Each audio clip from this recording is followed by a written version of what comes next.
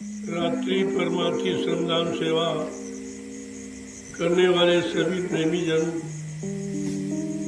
अब आप लोग आकर के प्रसाद ले लें। आपकी सेवा पूरी हो गई है, इसलिए आकर के प्रसाद लें।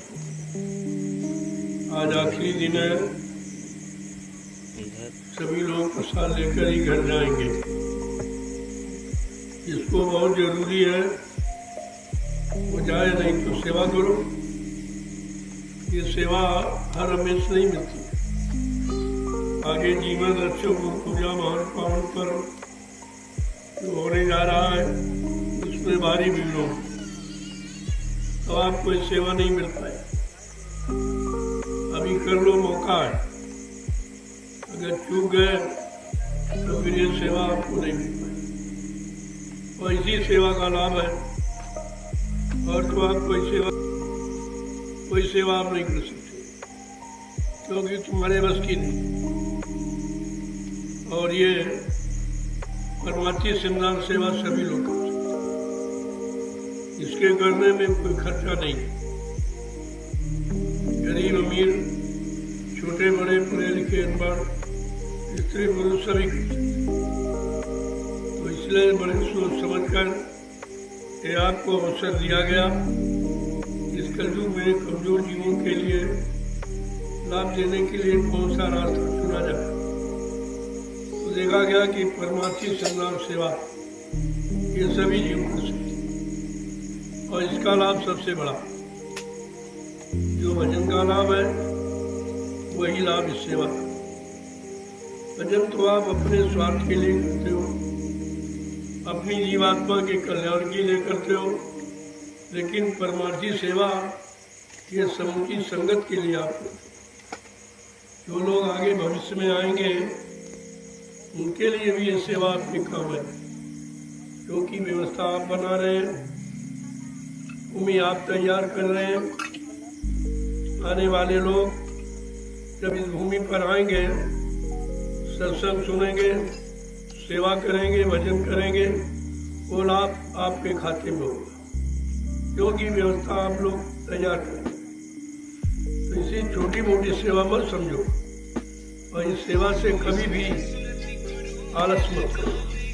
कुछ न कुछ जरूर करो, जो तुम्हारे लायक हो, यथाशक्ति आपको सेवा करनी चाहिए। कोई कहे न कहे इस पर ध्यान मत दो, क्योंकि आप अपने लिए नहीं, परमार्थ के लिए, आगे आने वाले लाखों प्रेमियों के लिए आप कर रहे हो।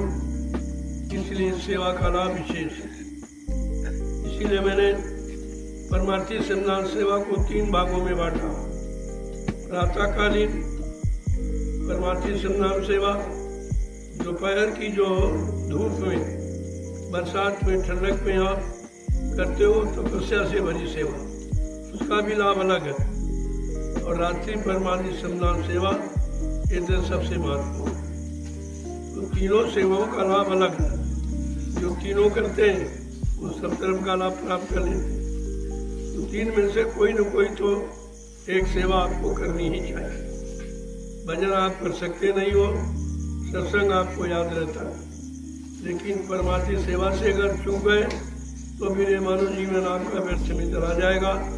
आने जाने का कोई लाभ नहीं है, लाभ है कुछ करने का। तो कुछ न कुछ जरूर करें। संत मत में तो ये कहा गया, कुछ न कुछ किया कर, कोई काम न हो तो अपने कपड़े फाड़ के सिया कर। यानी कहने का मतलब इस सेवा का इतना बड़ा महत्व है।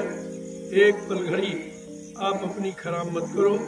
परिवार बाल बच्चे छोड़ के आए हो, खेती दुकान दफ्तर बिजली व्यापार मजदूरी बंद करके आए हो, तो यहाँ बेकार मत बैठो। एक मिनट अपना कीमती समझो और वो परमार्थी सेवा में लगना चाहिए, तब तो आपको लाभ मिलेगा। अन्यथा कितने दिनों से आप मथुरा जाते रहे, कुछ नहीं मिला। ऐसे अगर यहाँ आओगे तो यहाँ का भी कोई लाभ नहीं मिलेगा। लाभ तो है सेवा का, कुछ न कुछ सेवा जरूर करो। कुछ नहीं कर सकते हो तो बैठ कर सुमरन ध्यान भजन करो।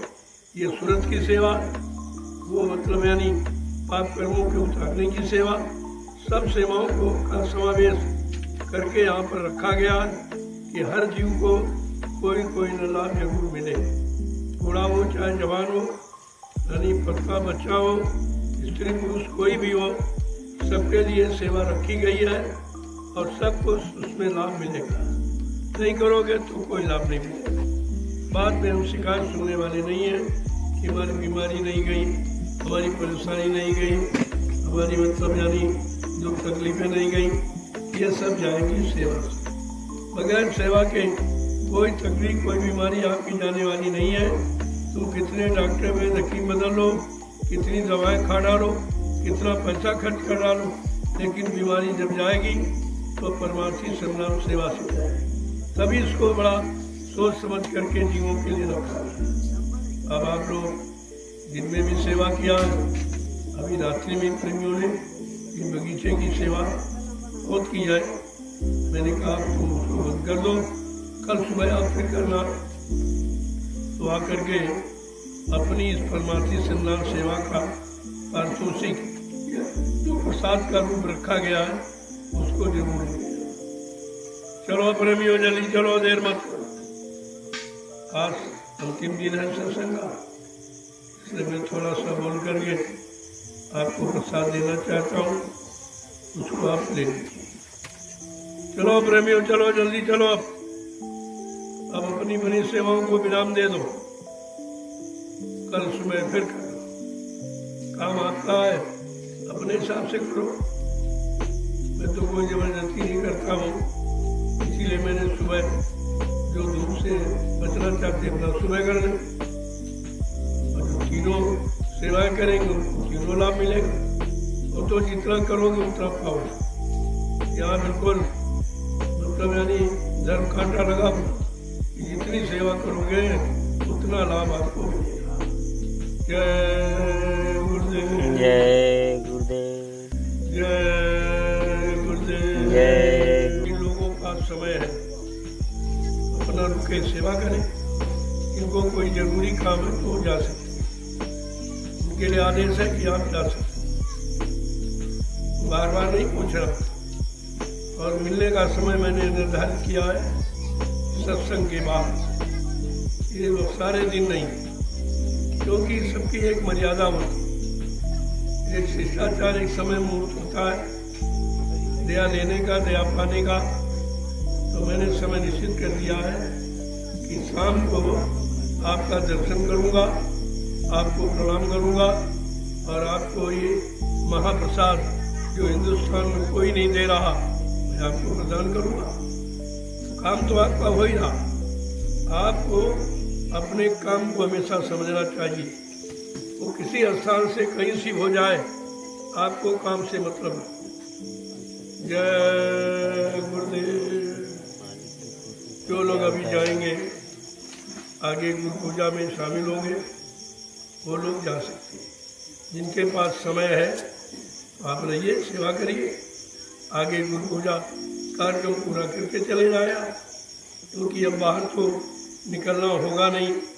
आपका मिलना जुलना और ये सेवा करना, सेवा देना, ये आश्रम पर ही हो पाएगा। 2 वर्ष के लिए मैंने ये संकल्प लिया है, उसमें आप भी भजन करो, मैं भी भजन करूँ। हमारी आपकी मेहनत से मालिक की दया हो जाएगी, आपका काम बन जाएगा। जय गुरुदेव, जय गुरुदेव, जय गुरुदेव, जय गुरुदेव। चलो प्रेमियों जल्दी चलो, आप अपनी बनी सेवाओं को विराम दे दो, तत्काल आ जाओ। जो कहा जाए उसमें कुछ न कुछ राज होता है, उसमें कोई न कोई रहस्य होता है। तुम ये मत समझो कि हम ज़्यादा सेवा करें, तुम्हारे सेवा ज़्यादा करने से कुछ वो तो आदेश पालन पर ही आपको मजदूरी मिलेगी, आपको लाभ मिलेगा। जब कहा जाए तब नहीं गए, अब कहा जा रहा मन को बंद नहीं करना, तो दोनों तरफ नहीं लाभ आपको मिलेगा। ये मनमानी तरीके से कोई सेवा कोई काम करोगे उसका लाभ नहीं मिलेगा। इसलिए जो कहा जाए उसका तत्काल पालन किया जाए, यही आपकी भक्ति है, यही आपकी सेवा है। जय गुरुदेव, जय गुरुदेव। चलो प्रेमियों जल्दी चलो। ये दयाल बाग का उद्घाटन दिवस आज निर्विघ्न समापन हो रहा है। ये समापन दिवस की पावन बेला पर मैंने प्रसाद वितरण करना यहाँ उचित समझा है, क्योंकि यहाँ का प्रसाद आपको मिला नहीं था। मैं वहाँ जाता था, बांट देता था, लेकिन उद्घाटन तो इस स्थान का होना है, उस स्थान पर भी कोई कुछ न कुछ काम होना चाहिए।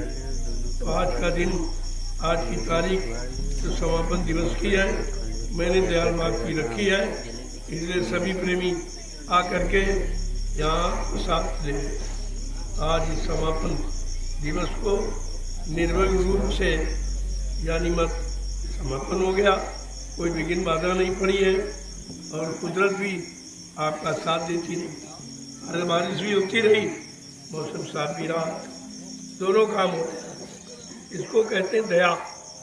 जब दया होगी तब सब काम आपका निर्विघ्न हो जाएगा। तुम ये मत सोचो कि हम करेंगे या कोई करेगा, जो करेगा वो गुरु की दया करेगा। गुरु की दया जिस पर होती है उसको न कोई पराजित कर सकता, उसके काम को कोई रोक नहीं सकता, कोई विघ्न बाधा नहीं डाल सकता। जाको राखे साइया मार सके नहीं कोई, बाल नमा का कर सके चाहे जग वैरी हो। सारा संसार क्यों ना आपके विपक्ष में हो जाए, इसका रक्षक समर्थ सद्गुरु है, उसका कोई बाल बांका नहीं कर सकता। ये विश्वास हमेशा अपने दिल में आपको रखना चाहिए। मैंने जो भी कार्य किया है सब विश्वास, मुझको अपने मालिक पर, गुरु पर पूरा भरोसा है।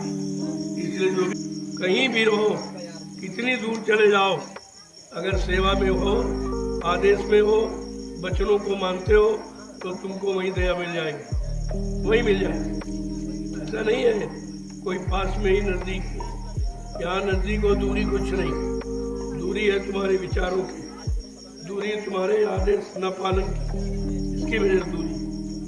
अब आप आकर के समापन दिवस का महाप्रसाद जरूर ले लें, वो दयाल बाग में, क्योंकि यहीं का उद्घाटन है, यहीं है समापन हो रहा और यहीं आपको प्रसाद दिया जाए। जय गुरुदेव। जय